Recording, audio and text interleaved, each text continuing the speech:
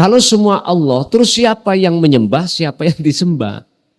Pertanyaan ini kalau dijawab dari kubu salik, jawabannya mesti ngeten.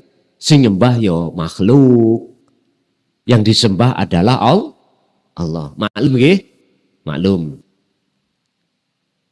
Tapi pertanyaannya ini kalau dijawab di golongan wasil, jawabannya cuma satu, tapi membingungkan. Sopo sing disembah, siapa yang menyembah, dan apa yang dijadikan untuk menyembah.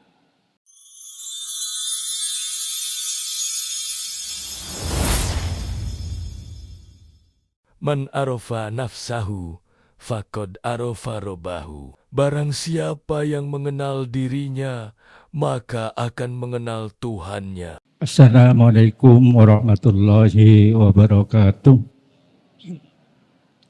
Nama saya Thohir dari Bangkalan, Madura. Allahu khalaqakum wa ma ta'malun. Ini ayat yang sering jenengan sampaikan, Gus. Allah yang menciptakan dan apa yang engkau kerjakan. Pertanyaannya, kalau semuanya Allah, hakikat penyembahan yang kami tanyakan, siapa yang menyembah, siapa yang disembah, apa yang dipersembahkan.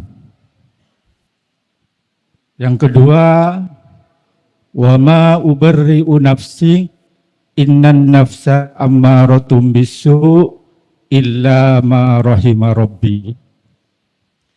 Janganlah engkau pernah merasa aman dari bisikan hawa nafsu. Sesungguhnya nafsu selalu mengajak kita kepada kejelekan. Yang menjadi pertanyaannya, apa Allah menjadikan nafsu?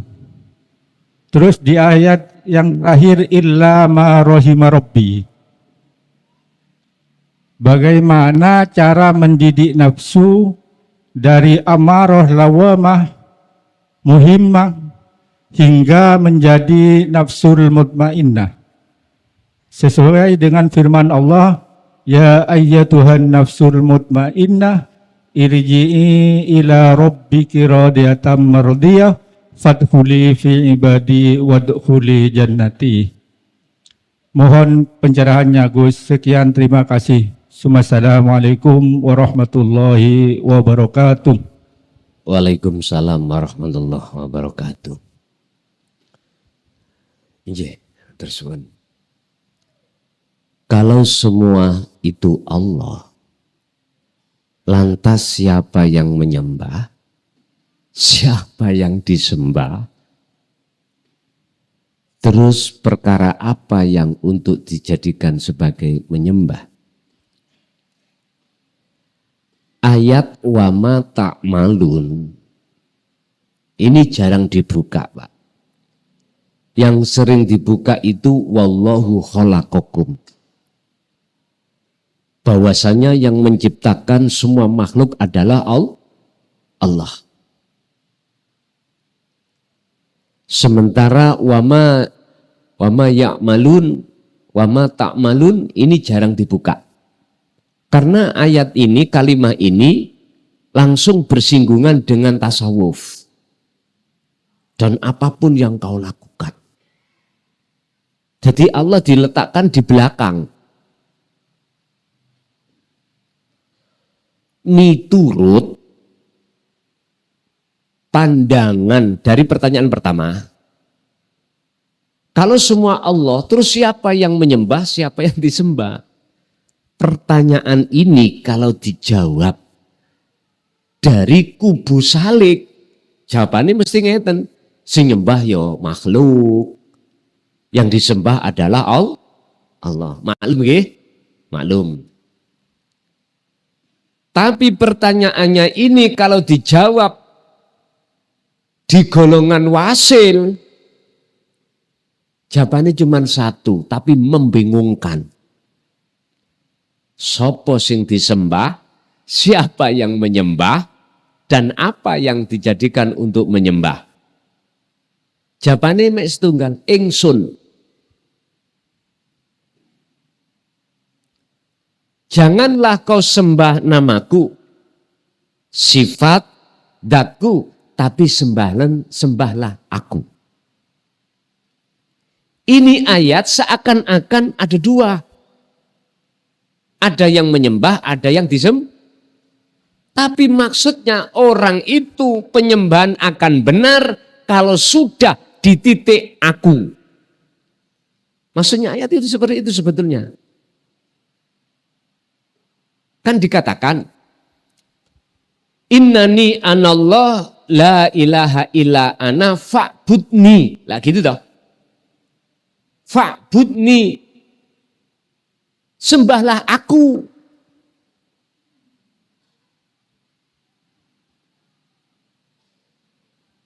Wa aqimis sholat lidzikri. Dan tegakkan, dirikan sholat itu semata-mata hanya mengingat aku. Jadi bahasa khalik, bahasa makhluk, miturut golongan arif, kalimat niku sudah nggak ada. Yang ada cuman aku. Dalam hati loh Pak Bu ya. Dalam hati. Bukan di lisan. Kalau di lisan ya tidak jauh berbeda dengan apa yang dikatakan oleh Salik tadi.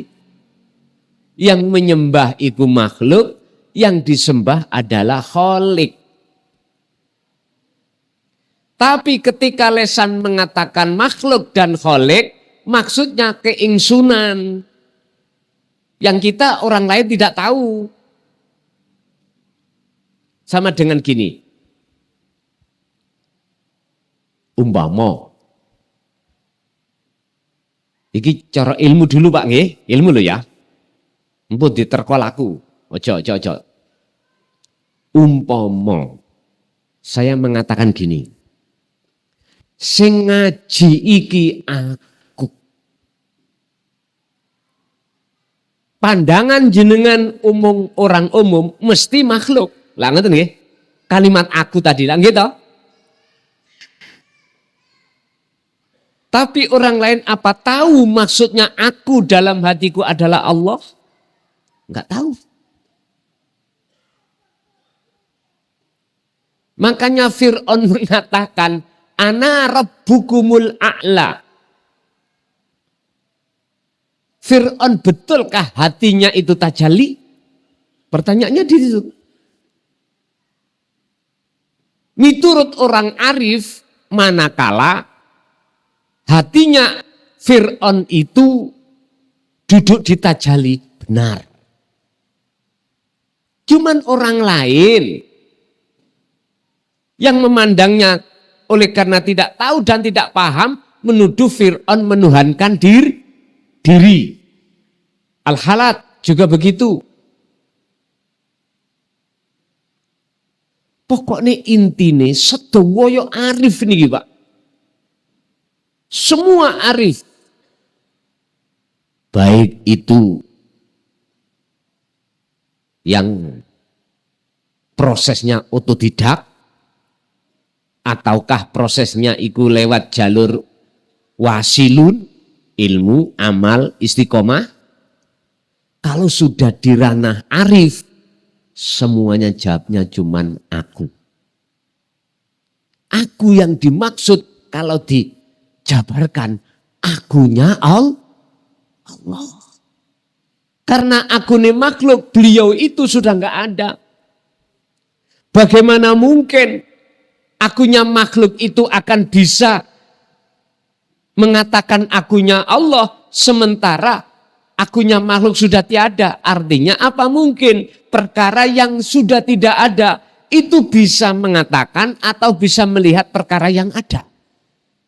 Gak bisa Pak. Yang bisa mengatakan yang ada, aku itu adalah yang ada itu sendiri. tambah mumet. Nggih? Wis urusane Gusti Allah.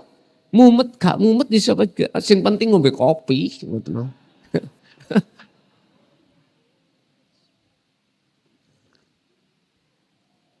Pun itu yang pertama. Terus yang kedua terkait masalah ayat wama ubarri'u nafsi inna nafsa la'amaratum bisu. Bagaimana caranya nafsu lawamah, nafsu amarah menjadi mutmainnah sesuai dengan ayat, mohon maaf, ya ayyatuhan nafsul mutmainnah irji'i ila rabbiki radiyatan mardiyah. Ngeten Pak. Mau tidak mau jawabannya materi malam hari ini. Harus berkholwat, titik pun. Hati sampan harus berkholwat, wujudnya kholwat, zikir. Urusan pagi, siang, malam, ataupun sore, atau keadaan apapun, kalau hati sampai berzikir, itulah kholwat. Apa sih tarkibnya kholwat? Takrifnya yakfur bittauhid wa yu'min billah. Membersihkan pengakuan makhluk yang sudah kadung masuk dalam hati kita, sudah kadung kita yakini, sudah kadung kita cintai. Ini harus dilepas. Wa may yakfur bittauhid, barang siapa yang mau melepas tauhid di dalam hatinya, maka wa yu'min billah. Bertemulah kau pada Allah. Makanya nafsu itu akhirnya menjadi mutmainnah.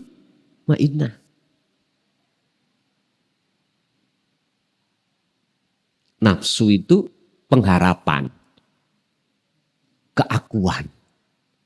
Yang tadinya jenengan keakuan makhluk, setelah makhluk sirno, fana, maka akunya Allah sing mesti terjadi. Tapi taruhannya rodiyata mardiyah. Ridho melepas yang tadinya, oh itu biniku. Oh iku anakku. Oh iki dunyaku. Taruhannya di sini, Pak. Hati tidak boleh wekku makhluk, nggak boleh. Hati harus beriman wekku Allah. Loh, berarti Gusti Allah nggih rabi nggih. Lah, iku jenenge gak paham ngoten niku. Apa iso rabi wong ana emek tunggal? Ya mboten pantes lah. Enggak bisa. Allah itu dijejeri oleh sesuatu yang tidak ada. Mokhal. Kaifa yutasawwaru. Heta, apa mungkin Allah itu bisa dijejeri, ditutupi oleh sesuatu, sementara sesuatu di mata Allah itu tidak wujud. Ini mboten saged lah, Pak. Itu berarti hati seseorang yang betul-betul sudah makrifat itu di situ, Pak. Jadi hanya kuncinya kita sering khalwat, itulah yang menjadikan nafsu amarah, nafsu lawamah, atau yang jelek-jelek itu akan menjadi mutmainnah. Nggih. Lanjut.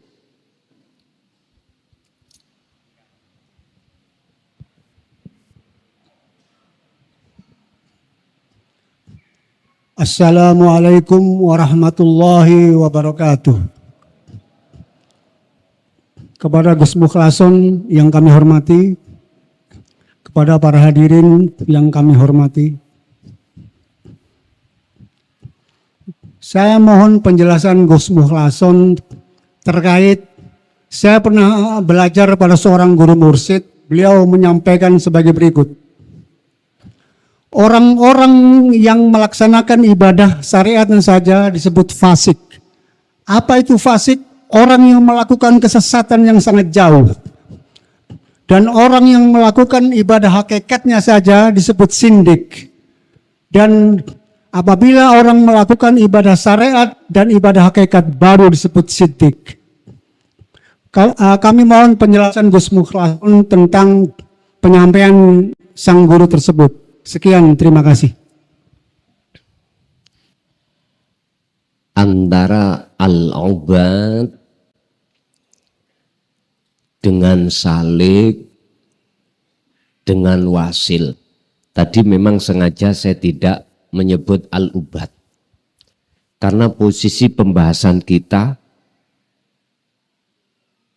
adalah fokus antara salik dengan wasil. Yun sewu, siapa yang mengatakan bahwasanya orang-orang yang ibadah jasmania saja itu disebut fasik, yang mengatakan itu orang yang sudah tahu kebenaran.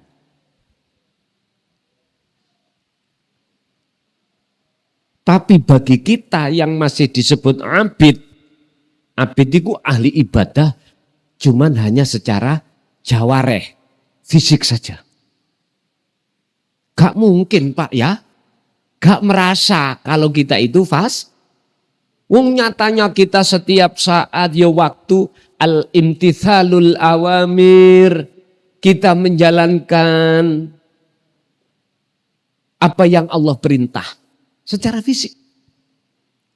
Kita hanya dipahamkan dan disadarkan ibadah secara lahiriah saja. Gak mungkin kita mengatakan kita fasik.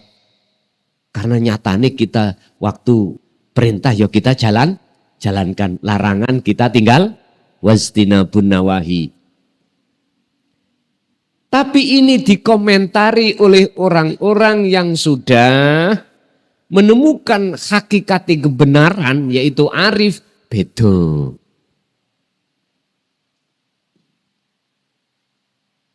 Orang arif yang ekstrim Pak nih. Nek arif Kanjeng Nabi ngeten. Kanjeng Nabi lo ya. Maklum. Dereng ngerti. Tidak ujuk-ujuk. Apa ujuk-ujuk itu Pak? Tidak lekas-lekas langsung dihukumi salah.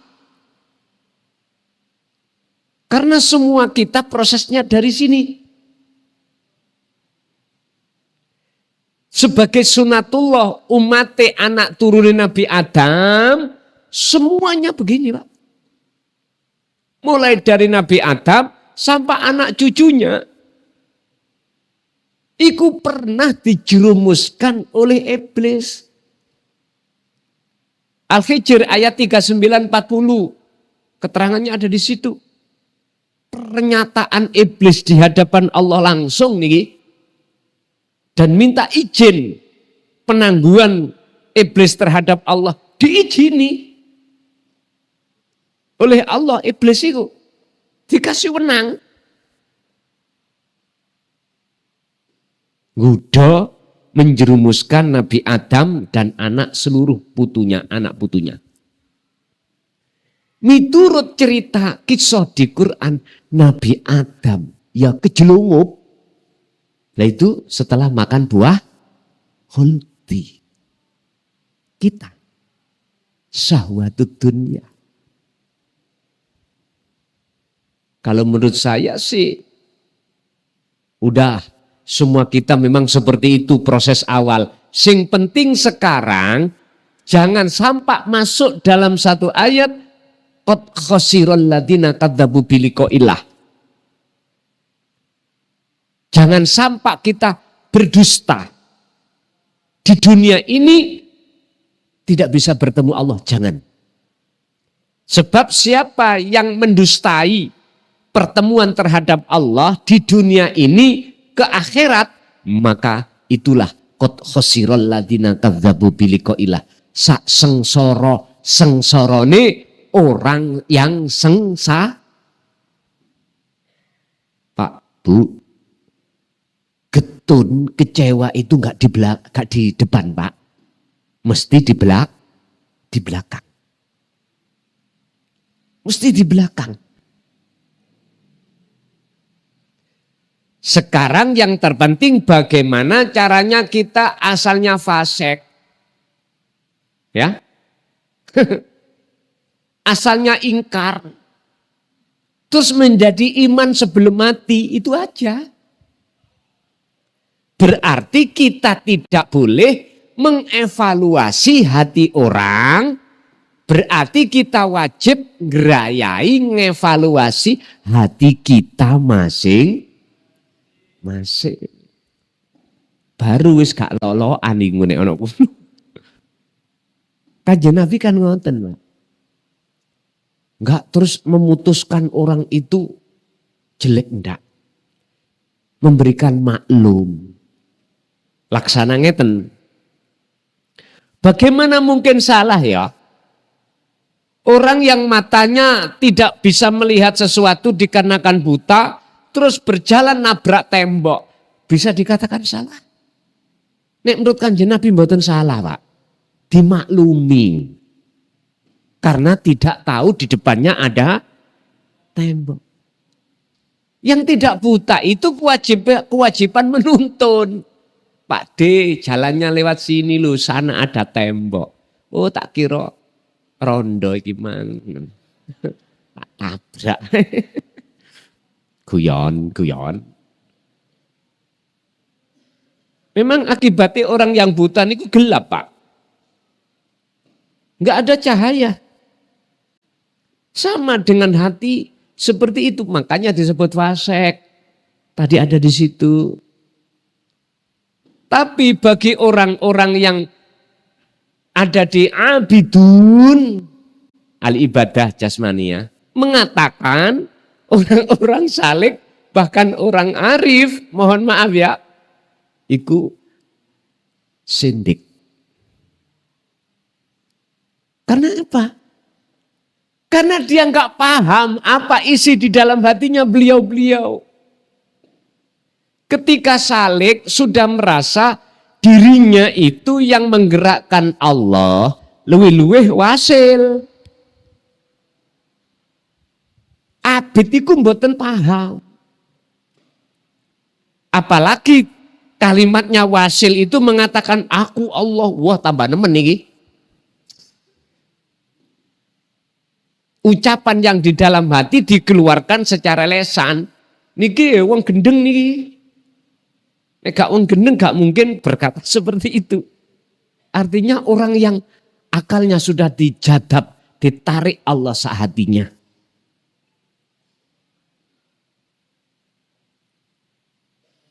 Pasti dihukumi kafir zindik.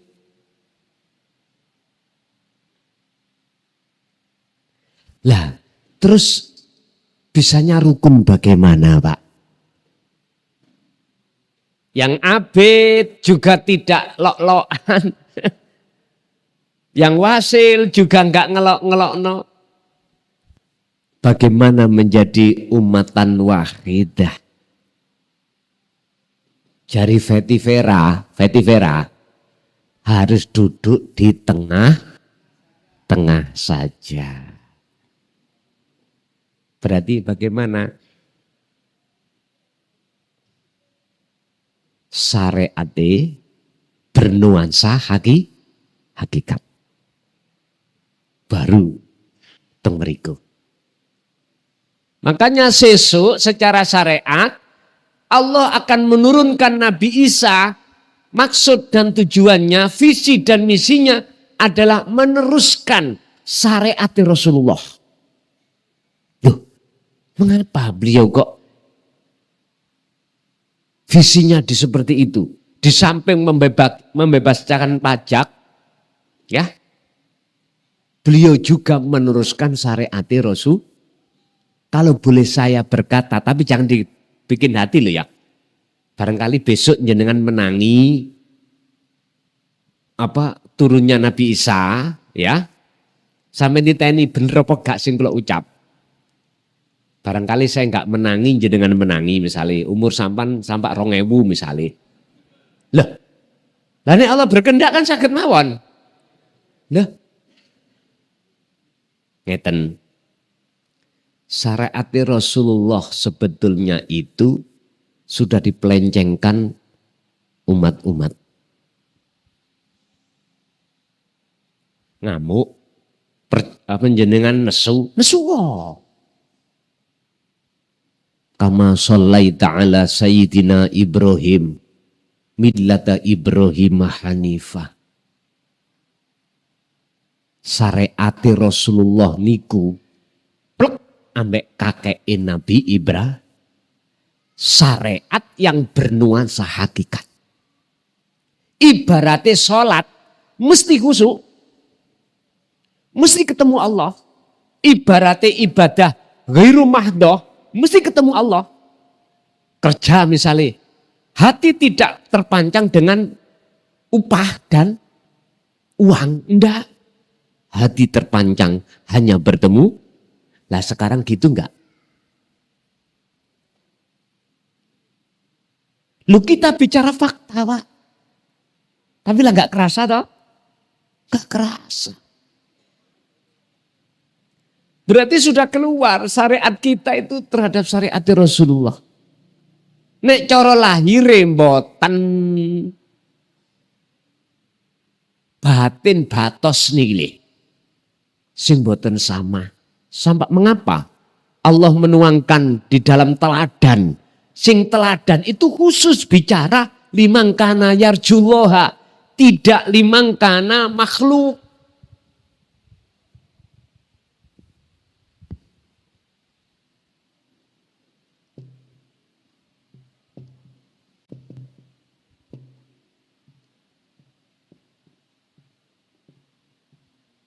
Kok nang Allah?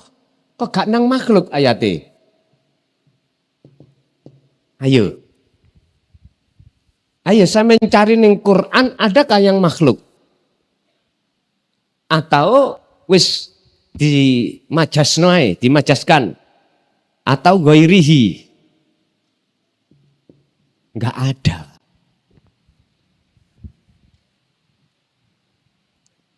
Mengapa harus ada di dalam hati itu satu keinginan untuk bertemu Allah? Dan ini sering dibahas, Pak. Tapi hanya sebatas kulitnya saja. Allah itu rahmat. Rahmat. Rahmat berarti derajat makrifat atau arif niku. Maksudnya ada di situ. Boten duweni keinginan untuk memperkaya diri. Hati loh, saya bukan ngomong jasmani. Ruhania bukan jasmania. Kalau jasmania wajib. Wong ning dunya jenengan sebagai seorang suami yo kewajiban tanggung jawab anak istri lah gitu toh. Berarti wajib kerja. Tapi di dalam kerja itu ada Allah mboten. Lah disinilah Pak letaknya seseorang antara abid dengan wasil di sini. Biar dua-duanya tidak gelut. Dua-duanya harus duduk di tengah-tengah. Berarti ketemu sudah. Pun mboten lok-lokan. Iya Kang bener sampeyane. Aku biyen iku gak ngerasa nek aku iki fasik. Oh ngono. Sing ana wasil nggih ngoten. Iya Kang. Krana kula nggawa kebenaran situk tok. Tak anggap liyane gak ono. Memang gak ono. Terus aku ya sempat dadi wong gendeng. Ya wis saiki wis waras karo Pak nggih. Nek wis waras, wis tidak ada gelut. Nek sik padha gak waras wis tak sampai akhir zaman. Jadi Nabi Isa itu nanti diutus Allah turun ke bumi untuk meluruskan syariat Kanjeng Rasul. Titik. Orang kalau sudah memegang di tengah-tengah itu Pak wis. Udah Jadi ukurannya dia itu coro sholat mau minta pahala ya gak pantes. Karena merasa bukan dirinya yang melakukan. Wis ora, wis ngintir ae. Nganut. Wis mboten nenten napa-napa. Sami to. Orang-orang dulu kita, orang tua kita waktu kita mau berangkat kerja di luar negeri, ya toh. Ibu, bapak minta doa supaya enggak terjadi apa-apa. Akhirnya jenengan dilus badu nggih arep mangkat. Ya wis Jung. Berangkat to Jung, tak dongakno. Saya doakan tidak ada apa. Betul Pak, akhirnya pulang tidak bawa apa. Doanya orang tua. Masya Allah. Jadi itu nanti Pak akan menjadi rukun, tidak saling sikut-sikutan. Kalau semuanya menjadi orang sadar, mekaten. Terus masih ada ya tadi pertanyaannya ya. Oke, sambut. Oke, lanjut.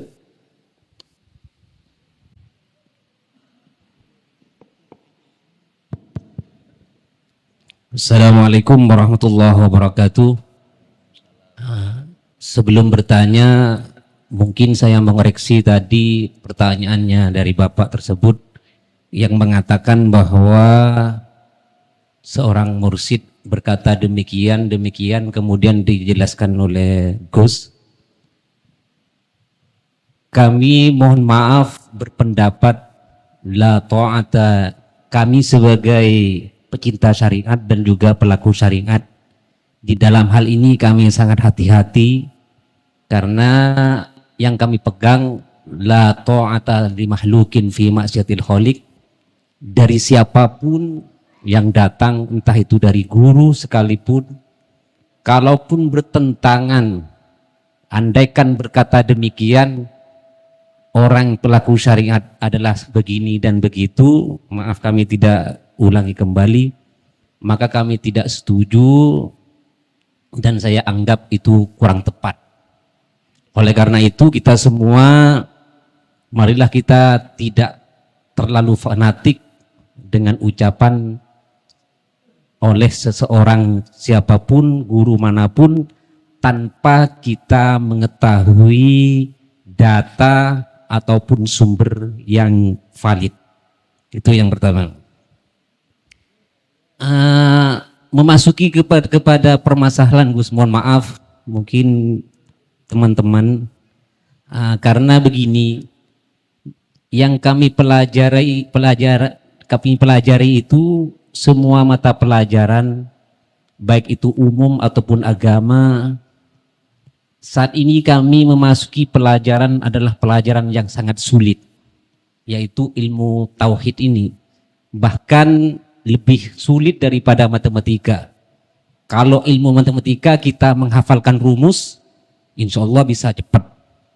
Nah, langsung pada permasalahan Gus, mohon maaf.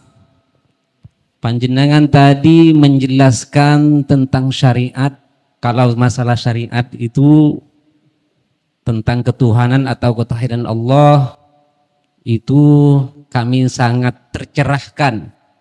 Artinya tambah mantap, tambah yakin, karena kami yakini itu semua sesuai dengan redaksi atau sumber yang kami ketahui. Karena di dalam kitab, mohon maaf atas waktunya, karena ketidaktahuan saya apabila terlalu pendek mungkin tidak sampai maksud dan tujuannya. Ketika kami menjelaskan tentang siapa Allah, maka jawaban kami adalah ismun lidzati, Allah adalah nama untuk zat sang pencipta alam. Kemudian masuk kepada langsung mungkin kepada wasil ataupun kepada apa tadi murad yang Gus sampaikan. Karena ketika kita masuk kepada wasil, sebenarnya pertanyaan ini sama yang disampaikan dengan tadi itu, Gus. Jika saya adalah menyembah dan yang disembah dan juga bahan yang disembah adalah sama, maka hal ini saya perhatikan fenomena ini sering terjadi sehingga seseorang akan meninggalkan syariat. Bahkan banyak dengan pertanyaan orang tersebut tadi, banyak orang yang tidak sholat karena berpedoman dengan tersebut. Dengan Allahul ladzi khalaqakum. Terus yang saya tanyakan mungkin Gus, redaksi yang mengatakan bahwa ingsun tadi yang dijelaskan oleh antum itu menurut syariat, ingsun menurut antum tadi di dalam apa? Di dalam hakikatnya atau di dalam wasilnya. Karena ini sangat tanpa ruwet itu. Ini Gus. Tambah ruwet gitu. Waduh. Terima kasih. Gini Pak ya, mohon maaf sekali lagi. Makanya mengapa Kanjeng Nabi itu bersikap pasif menghadapi iman dalam hati seseorang itu kompleks. Ada yang masih di tingkatan Islam, ada yang sudah iman, ada yang belum ihsan, bahkan sudah ihsan. Rasulullah selalu arif menghadapi umatnya yang seperti itu. Artinya, selalu beliau itu tidak menjustis selamanya itu salah, enggak. Mesti mengatakan maklum. Makanya mengapa kita ketika ngaji tafsir Quran ya, entah Jalalain, ataukah tafsir Ibnu Katsir, ataukah tafsir Munir, ketika kapasitas kita itu belum dianta, kita masih dihua, nggak bisa untuk berkata-kata apa yang isi maksud maqasidul a'dham atau makhlus syahidnya di dalam anta, mboten saged.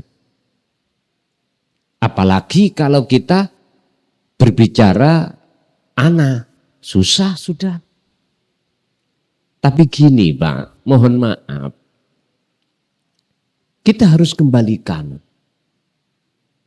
Yang membuat kita itu belum paham iku siapa. Yang membuat si A iku, si B iku paham, ya siapa. Yang meletakkan Allah terhadap hatinya si A di iman belum ihsan, ya siapa. Yang meletakkan si B di ihsan, ya siapa. Itulah Pak, Rasulullah itu memandang pelakunya yang sebenarnya, tidak memandang mukawanatnya. Sebab ada salah satu makalah Ibnu Athaillah, salah satu yang saya lupa itu, makalah keberapa, mengatakan gini, al-qaunu minal mukawanat zulmatun ay adamun. Wis iki ngawelu niki. Makalah niki kalau kita minim belum mengerti makhluk syahidnya la ilaha illa anta, ngisik di muterno Gusti Allah, sik bingung. Dan di situ dikatakan ngeten nek. Makhluk semuanya itu bersifatkan zulmah. Zulmah itu peteng. Gelap. Alam iki gelap. Pada hakikatnya. Sarai gelap, ai adamun. Ora ono. Loh. Kalau kita tidak paham kan ngeluh Pak. bingung. Memang dulu kita prosesnya seperti itu. Makanya mengapa kita setelah akil balik itu harus bersahadat. Mengapa anak-anak kita pondokkan? Kita suruh untuk memahami tentang hukum-hukum syar'i. Disinilah prosesnya. Tapi kita kan tidak diperintahkan untuk berhenti. Namanya proses itu belum selesai. Harus ditingkatkan.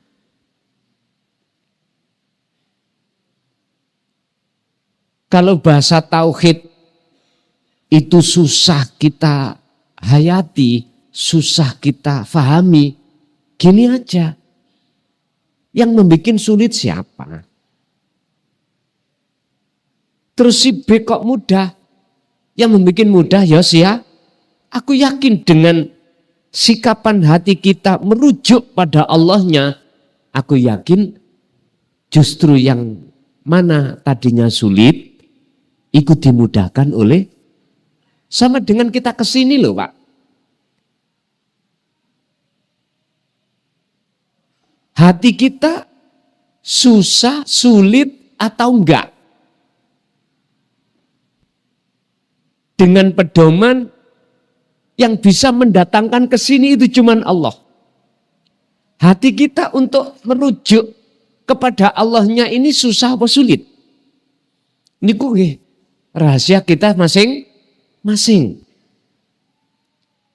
Susah enggak iman kita meyakini saya bisanya berdiri, rukuk, sujud, duduk itu karena Allah? Ataukah sebaliknya? Karena kita sendiri.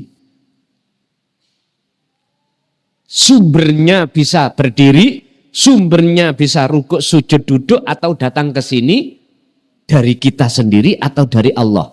Susah enggak hati manakala diajak untuk merujuk pada Allah? Lah, niki tergantung kelas kita masing-masing. Apabila kita itu susah, hati kita diajak ingat, sadar, semua karena Allah. Yes, memang masih dibikin Allah gitu. Proses. Tapi ingat, jangan pernah berputus asa. Sesulit apapun iman kita untuk merujuk kepada Allah, teruskan. Jangan berhenti. Olehnya kau ingat pada Allah. Walaupun itu susah. Nyun sewu. Lebih bahaya orang lupa kepada Allah dikarenakan tidak berzikir daripada orang berzikir tapi hatinya lupa kepada Allah. Saya ulang, lebih bahaya orang lupa terhadap Allah disebabkan tidak berzikir daripada orang yang berzikir lesannya tapi hatinya lupa pada, ini proses maksudnya itu. Berarti dari makalah ini menyarankan kepada kita, walaupun kita belum bisa ingat dengan benar, jangan pernah sampai melupakan dzikir. Makanya kemarin pas di mana itu ada yang bertanya, bagaimana caranya hati saya ada rasa rindu pada Allah? Bagaimana caranya hatiku ada rasa ingin ketemu Allah? Jawabannya, kalau panjenengan hati mau terus-menerus berzikir itu nanti Allah akan memberikan namanya sifat kerinduan. Satu. Nomor dua, rindu biar ketebus, yang disebut ketemu, itu jenengan wajib untuk bersirul asror. Baru ketemu. Makanya kitab ada Pak karangan Syekh Abdul Qadir Jailani, kitab Sirul Asror. Itu setelah beliau digoda oleh iblis yang ngaku-ngaku sebagai Tuhan, Oleh karena beliau itu membawa asror, akhirnya lenyaplah. Allah melenyapkan iblis dalam pandangan beliaunya. Akhirnya beliau menulis kitab namanya Sirul Asror. Bapak Ibu hadirin, jadi saya sendiri memang ya kadang-kadang ya mikir Pak, bagaimana saya ini menghadapi saudara saya yang masih Islam, ataukah sudah iman, belum ihsan, ataukah sudah ihsan. Tapi yang jelas kami akan bersikap searif mungkin, artinya mohon maaf, dari kacamata dua inilah yang selalu kami pakai. Miturut orang abid gak salah, tapi miturut orang arif isih salah. Lihat enggak? Miturut salik iku karena proses ya gak salah. Miturut arif iku isih salah. Lho ngoten niki. Sing gak salah blas cuman Allah. Jadi menungso iku gak punya hak untuk menghukumi iki salah, iki bener. Yang berhak menghukumi iki bener, iki salah, iki sesat, iki enggak, cuman Allah. Makanya diberikan ilmunya untuk bisa ada pandangan. Dengan pandangan itu akhirnya bisa membedakan antara satu dengan dua. Oleh karena kita dulu memang prosesnya seperti itu, Pak. Artinya kita itu sebelum mengenal Allah, ya lewat namanya dulu. Namanya, lalu sifatnya, lalu zatnya, lalu wujudnya. Jadi siapapun panjenengan, apapun inisiatif atau kaidah jenengan, saya tidak ujuk-ujuk langsung menyalahkan. Enggak. Karena semua orang itu poksinya, kelasnya masing-masing. Tidak bisa kita langsung membastis itu salah, itu salah. Susah. Dia pun juga enggak mungkin merasa bersalah. Walaupun kelihatan salah, tetap dia tidak mengakui salah karena merasa benar. Ngoten lho. Nggih nyun sewu. Inilah terjadinya bentrok itu di situ.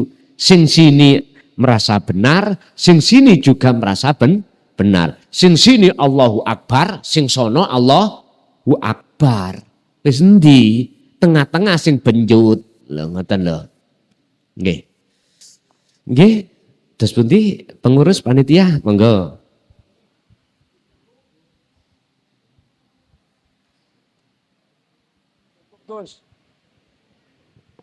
Sudah Pak? Sudah cukup.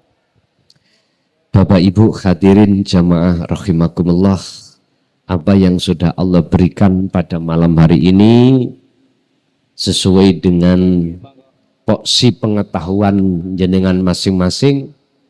Oke lah, jenengan jangan berputus asa jikalau Allah masih menghendaki kita belum paham.